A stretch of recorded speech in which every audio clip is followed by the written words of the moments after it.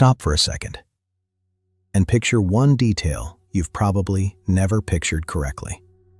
If your brain is shutting down, you probably don't feel death.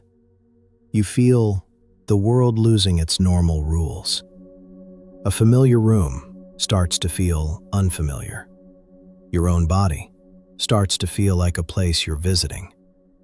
And the strangest part is, your mind may become brutally clear right when it shouldn't. You can hear a tiny sound across the room, like a pin hitting the floor, and it feels impossibly loud. You can feel every heartbeat like a drum. You can watch a second stretch into something huge or vanish like it never existed. That's the doorway into this topic. Not fear, not religion, not arguments. Just the question people avoid saying out loud. What does the brain do when it realizes it might not be able to keep you online? Tonight, we're going to walk through it as a sequence. The brain's shutdown sequence. No gore, no hospital drama, no heavy terms. Just the most human science we can do. Turn the unknown into something you can picture. But first, I need to protect this conversation from myths. So here's the rule. There is no single death experience. Different bodies fail in different ways. Different brains lose stability in different patterns. Different people are on different medicines, different stress levels, different heart rhythms. So don't imagine one universal movie. Imagine a set of brain states that show up again and again when the nervous system is under extreme pressure. And the first state comes before peace, before tunnels, before life reviews. It's narrowing. The brain stops paying for the full world. In everyday life, your brain is generous. It colors everything. It smooths sound. It makes time feel continuous. It gives the world a steady realness. But in a crisis, the brain becomes stingy. It starts cutting costs. It pulls attention into a tight circle. Not always tunnel vision, but tunnel importance. Only one thing feels real. Everything else becomes background noise. This is why people in emergencies describe moments like, I couldn't hear anything else. I didn't feel my body. I only saw that one thing. Your brain is not trying to be poetic. It's trying to survive. Now, inside that narrowing, a strange sensation can appear, even in people who don't believe in anything supernatural. A presence. The feeling that someone is there. Sometimes it feels threatening. Sometimes it feels watchful. Sometimes it feels oddly close. This can come from the same threat systems that create the sleep paralysis presence. When your brain has too little information, it guesses. And under threat, it guesses in the direction of danger. Now the body starts shifting, not with a label you can name, with tiny internal changes that the brain reads like a storm. Oxygen becomes harder to deliver, carbon dioxide can rise, blood pressure can swing. And your brain is so sensitive to those shifts that even small changes can feel enormous. So what do you feel first? Most people expect something dramatic, a light, a review, a calm voice. But often the first feeling is simpler and more unsettling. Fog. A mental heaviness, like trying to think through water. You lose grip on short thoughts. You forget what you were just saying. You can't hold a sentence steady. And here's the most important line in this whole episode. That fog is not failure. That fog is shutdown economics. Because complex thinking is expensive, and when energy is limited, the brain starts powering down the most expensive functions first. This is why someone can look awake and still not be fully there. Why speech becomes fragmented. Why the face looks distant. Now, as the story engine weakens, time can break.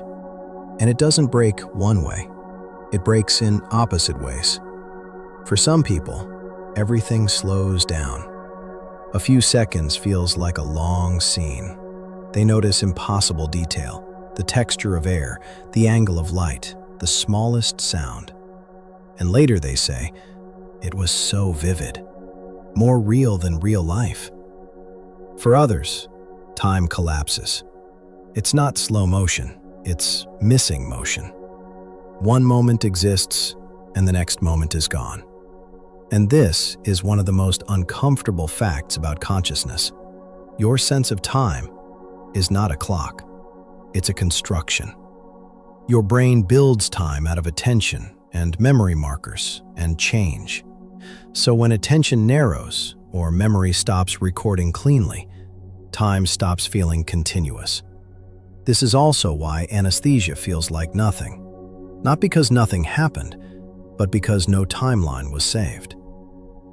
Now you might be thinking, okay, but what about peace? Why do some people say it felt calm? This is real too. But often it arrives after the first wave, after panic, after struggle, after the brain realizes the fight is not changing the outcome. Then a protective state can appear. Distance, detachment, like fear is behind glass, like you are watching, not drowning. This isn't your soul leaving your body, it's your brain reducing suffering. Because maximum terror is not sustainable, and the nervous system will shift gears. Some people call it warmth, some call it quiet, some call it letting go. Now, we need to talk about the famous one, the life review.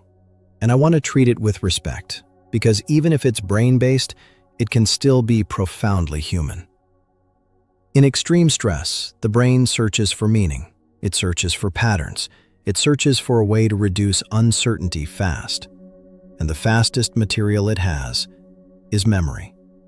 But memory doesn't arrive as a neat slideshow. It can arrive as flashes, as scenes, as faces, as emotions without a story. And because time is already distorted, those flashes can feel like an entire lifetime.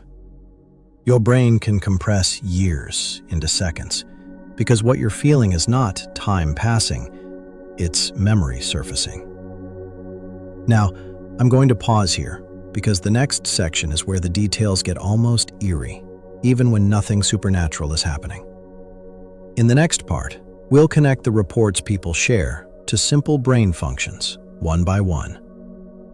The hum people hear, the pull people feel, the light people describe, the sense of leaving the body, the presence that feels threatening or caring or familiar. And then we'll ask the most delicate question. If the brain can create a final experience, does that make it fake? Or does it mean the brain is doing something deeply human, right at the edge, to protect the mind? Okay, let's keep going. Because the next part is where it gets strangely specific.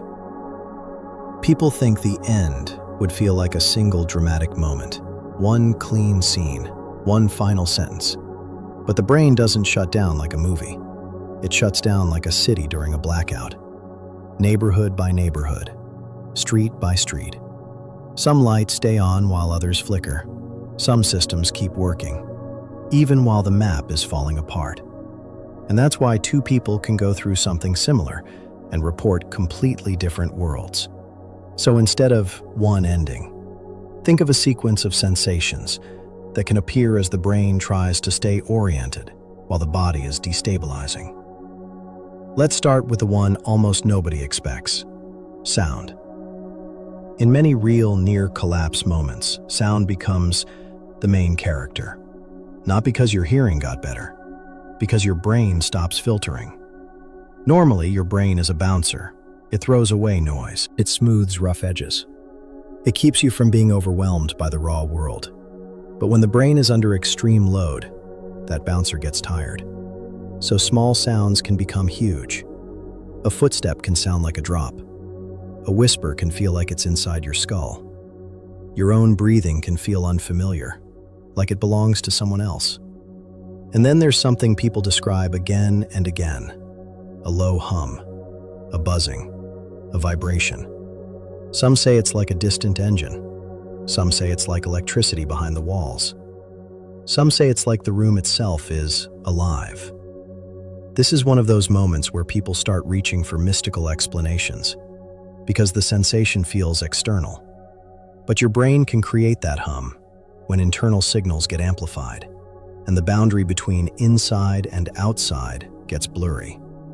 If you want a plain language version, it's like your brain turns the volume up, and you can suddenly hear your nervous system. Now let's go to the next sensation, the one that scares people most: breathing.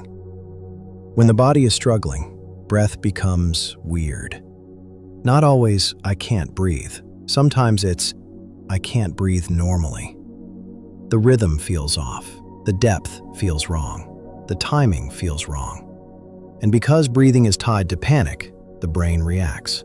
It starts scanning, it starts guessing, it starts preparing for danger. This is why in some endings, there is a wave of fear first. Not because death is inherently terrifying, but because the body's alarm system is designed to make you fight. Your brain doesn't know the philosophical meaning of what's happening. It knows one thing: something is wrong. Fix it. But then something can happen that is just as real and much harder to explain to someone who hasn't felt it. The alarm can fade. Not because you gave up, because the system can't hold maximum panic forever. It's like a storm that runs out of fuel. And when that happens, some people describe a sudden quiet. Not happiness, quiet. Like the emotional volume drops, like fear is still present, but far away. This is one reason people sometimes say, "It felt peaceful." Now, there's another thing that can show up, and it's one of the most misunderstood: light. People talk about a bright light, but the way they describe it is not just brightness.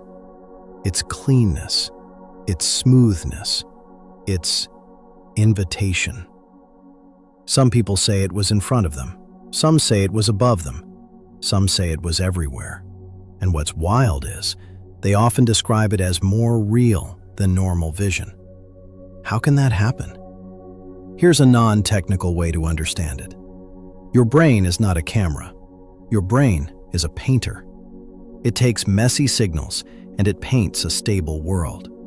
When the brain is under extreme pressure, the painting can change style. It can become minimal, high contrast, simple. Like the brain stops rendering the details and keeps only the strongest shapes. And that can look like darkness and a bright center, a tunnel, a doorway, a narrowing. Not because there is literally a tunnel, but because your brain is simplifying reality to conserve energy and to keep you oriented. Now here's the part that feels almost too human to be just brain, but it can still happen in the brain.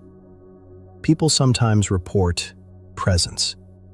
Not the sleep paralysis presence, a different kind. A presence that feels caring. A presence that feels familiar. A presence that feels like someone is with me. And the first thing everyone thinks is that real? Let me answer it gently. The fact that the brain can create the feeling does not make the feeling meaningless. Your brain is built to bond. It is built to attach. It is built to reach for other humans in danger. Even in normal life, your brain carries internal versions of people. You don't just remember your mother's face. You carry the emotional pattern of her voice. You don't just remember a friend. You carry the feeling of being safe around them. So in extreme moments, those patterns can become vivid, not as a thought, as a presence. Sometimes people see loved ones. Sometimes they hear them. Sometimes they feel them. This can happen because the brain is searching for the strongest kind of safety it knows. And safety often has a face. Now, one of the most famous reports is leaving the body. People describe floating above themselves, seeing the room from the ceiling, seeing their own body, hearing doctors speak. It's easy for the internet to turn this into proof of something, but there's a very grounded explanation for why the brain can generate this experience. Your brain maintains a you map, not a metaphor, a working model of where you are, where your body is, how it's positioned, how it's moving. Most of the time, that map matches reality. But in extreme stress, especially when signals from the body become chaotic, that map can shift. It can drift. It can detach. It can relocate. And when that happens, you can feel as if you moved, even though your body didn't. That's why out-of-body experiences can happen in sleep, in fainting, in extreme pain, in anesthesia-like states, and in near collapse. Again, not magic, a map glitch. Now, I want to tell you the most unexpected thing about the brain in these moments, and it's something people don't talk about because it sounds too cinematic. Sometimes, the brain becomes brilliant. Not for long, not like a superpower, but for a moment, people report a clarity that feels impossible. They say, "I understood everything. I saw my life with perfect logic. I could see how everything connected." And then it's gone. How can that happen? Think about what happens when your brain is forced to compress. When you can't hold many thoughts, you stop thinking in sentences and start thinking in patterns. And pattern thinking can feel like revelation, like truth without words. This is also why life review can happen, not as a tidy slideshow, but as a sudden flood of meaning. A smell that unlocks 10 years, a face that unlocks a whole era, a regret that arrives as a full-body sensation. And because time is distorted, your brain can experience that flood as if it lasted forever, but it might have been seconds. Now let's talk about a detail that makes this whole topic feel premium, because it's rarely said plainly. A lot of what people describe at the edge depends on one thing: whether the brain is still recording memory. If the recording system is still working, people come back with a story, a vivid story. Details, scenes, sequence. If the recording system turns off early, people come back with nothing, or fragments, or only emotions. This is why two people can have the same medical event, and one has an epic narrative, and one has a blank. It doesn't mean one is lying, it means their brain recorded differently. And that leads to an important point about why this topic is so hard to talk about. We always mix two things: what was experienced and what was remembered. Memory is not a camera. Memory is reconstruction. So when someone says, "It felt like an hour," that might mean it was encoded with an hour's worth of detail. When someone says, "It was instant," that might mean nothing was encoded. The experience and the memory of it are not always the same shape. Now I want to pull you into a short imagined sequence, not to dramatize, but to make it feel real. Imagine the brain is losing stability, but you're still conscious. At first, you notice the room less. Then you notice your body more. Your heartbeat, your breath, your skin temperature, the weight of gravity. Then sound becomes sharp. Then time feels strange. Then your mind tries to make sense. It reaches for something familiar, a person, a place, a meaning. Your brain may show you a face, or it may show you light, or it may show you a memory flash that feels like an entire chapter. And then, either the alarm ramps up, or it fades, and the experience becomes distant, like watching yourself. And then, if the brain cannot maintain the network, the story stops. Not with a bang, with a cut.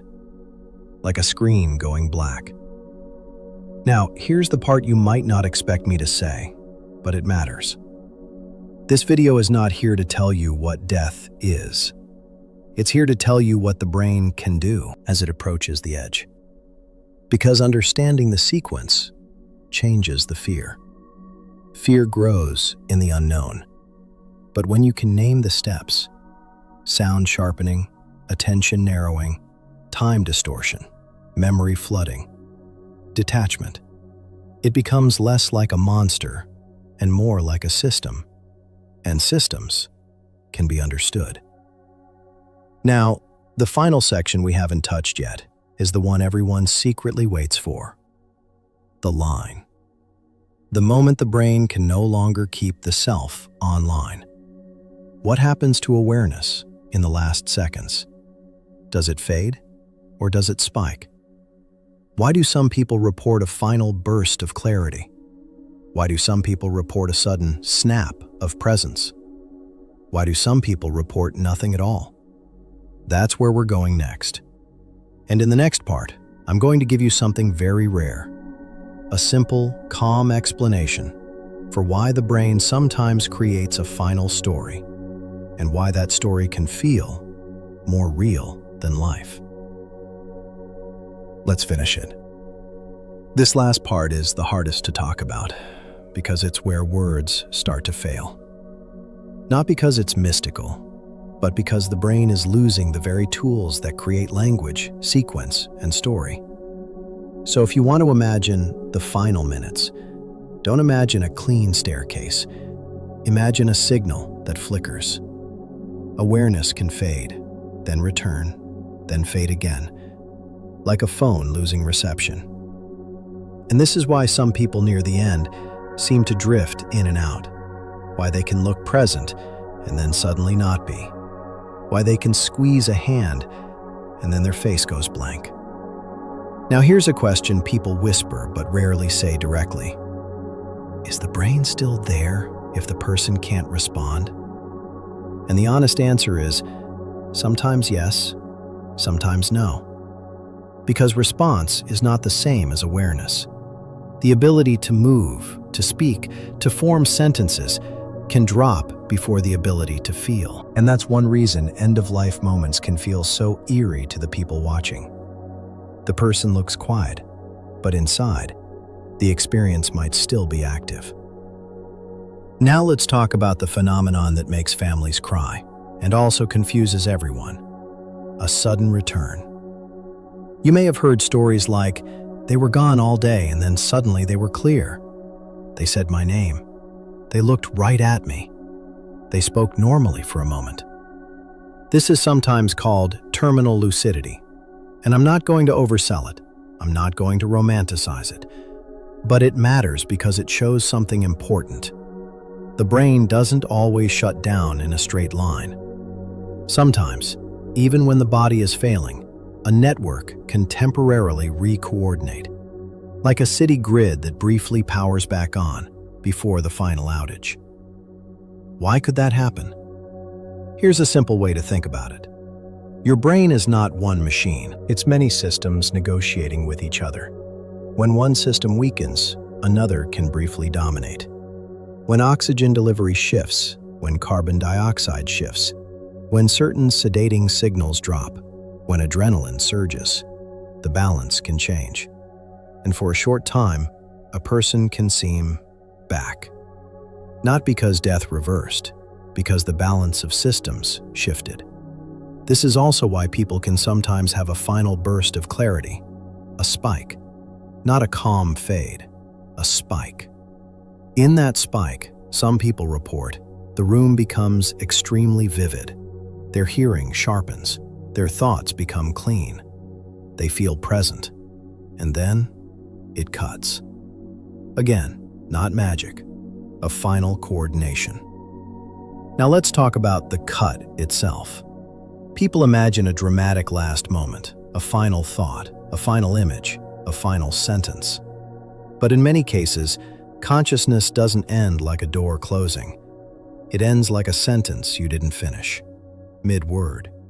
You don't notice the moment you fall asleep. You notice before it, and then you wake later. Death isn't sleep, but the brain's loss of awareness can share one property with sleep. The transition isn't experienced as an event, because to experience an event, you need a recorder. If the recorder turns off, there is no moment inside the mind. There is just absence. That's why anesthesia feels like nothing. That's why fainting feels like a snap. That's why some people come back with no memory. Not because nothing happened, but because the story engine went offline. Now, the most delicate part of this whole topic is what people report when the story engine is still online, but the body is failing. This is where the big experiences show up. The tunnel, the light, the presence, the life review, the feeling of leaving the body, the feeling of floating, the feeling of being guided. And here's the premium truth. These experiences don't need to be supernatural to be profound. Because what makes them powerful is not proof. It's the brain's attempt to create meaning when the mind is at the edge. Your brain hates unresolved reality. It doesn't like randomness. It doesn't like chaos. It doesn't like, this makes no sense. So under extreme pressure, it does what it always does, just at a higher intensity. It constructs. It constructs a coherent feeling. It constructs a narrative. It constructs a direction. And that can look like a path, a tunnel, a doorway. Because a path is the simplest story. A path says there is a next step, even if you don't know what the next step is. And this is why the tunnel metaphor is so common. Not because everyone sees the same spiritual hallway, but because the brain's world-building system often simplifies into dark edges, bright center, motion forward.